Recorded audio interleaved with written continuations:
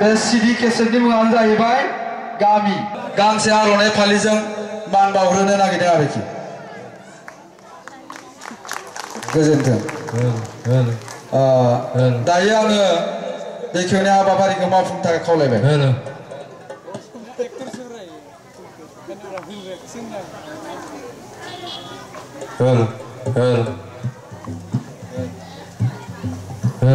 गामि आरोखि बे अडिअ CD थेंक इउ